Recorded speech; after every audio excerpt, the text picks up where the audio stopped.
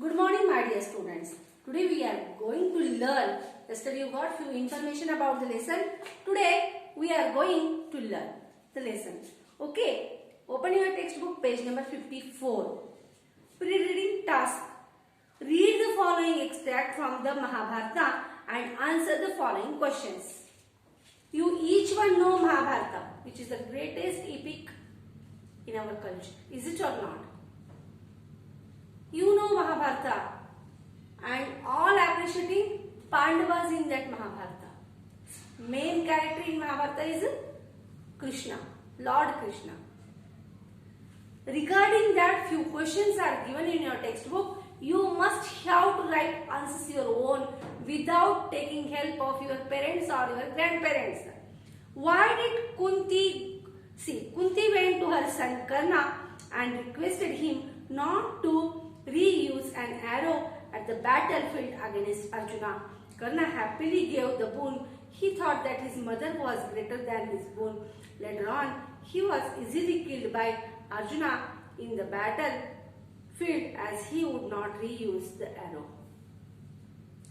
You know why Kunti went to Karna, what she requested him, and what Karna given her answers. You know. So what you have to do? You must have to, after reading this one, you must have to recall all Mahabharata in your mind. And you have to write answers of these questions. What are your questions? Why did Kunti go to Karna? Why she went towards Karna? After going there, what she told him? What was Kunti right in taking away the boon? Explain. You must have to explain it. What was the sacrifice made by Karna? You know which sacrifice made by Karna.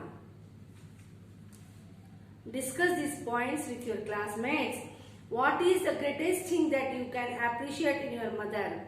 It is to give up everything she has for her child. It is to give up her life for her child. Many times I told you.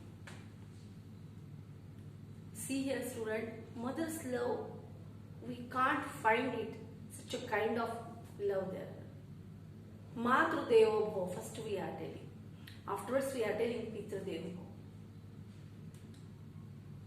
Bho. Though your father are loving you, but mother can understand you each and every time. If you are nervous, she will read your face. What? Something happen with you? Today you are not looking happy. She will ask question. If you are in the trouble, she will get more worry. So, as a mother or any other mother, her child is the greatest thing for her. She will think about her child first, afterwards she will think about God. Now, characters, already I told you. The bed chamber of infant Uday, Prince Uday Singh in the palace of Chittor. The prince is sleeping in his ivory bed. And his nurse Panna, who is a young Rajput woman, is sitting another bed. Her little son, who is the same age as the prince, is laying asleep beside her. A maid, Padma, comes in. See here. What is seen? There is a chamber, palace, big palace there. Where it is in the Chittor. Uday Singh slept. Infant Uday Singh, baby Uday Singh slept on the bed. Beside whom? Who is there? Beside him is nurse, Panna there. Panna is a young Rajput woman there. Just she also newly married and she has a baby. She has a male son. And what is his son age? His son age also similar like Uday Singh's age. Chittor. Where it is? It is in the Chittor. Suddenly both are sleeping properly. And who is observing them? Panna's son also slept. And who slept? Prince Uday Singh also slept. But Uday Singh slept on the ivory bed, upside on the bed. Panna's son slept down along with her. Suddenly, who came inside? By opening the door, who came inside?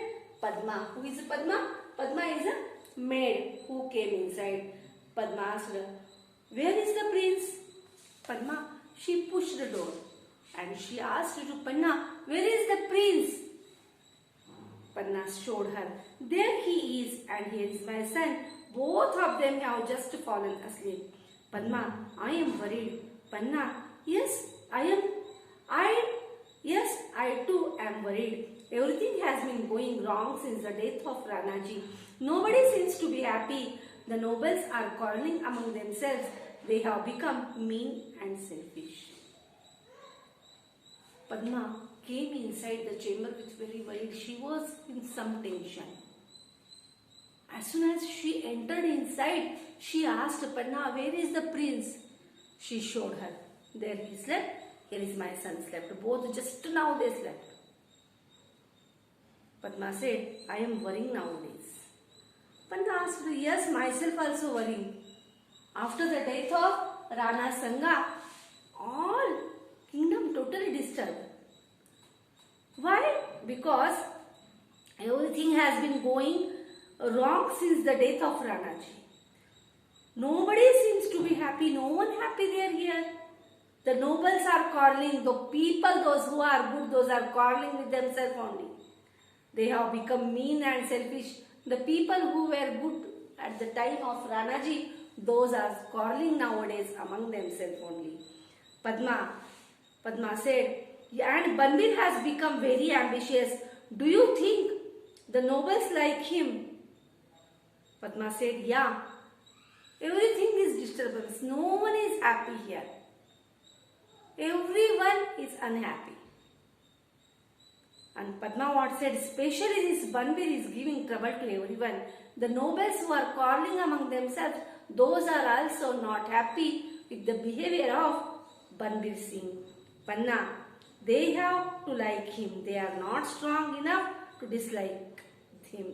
Panna said, "It's your imagination. Nobles, those who are quarreling among themselves, those are liking him.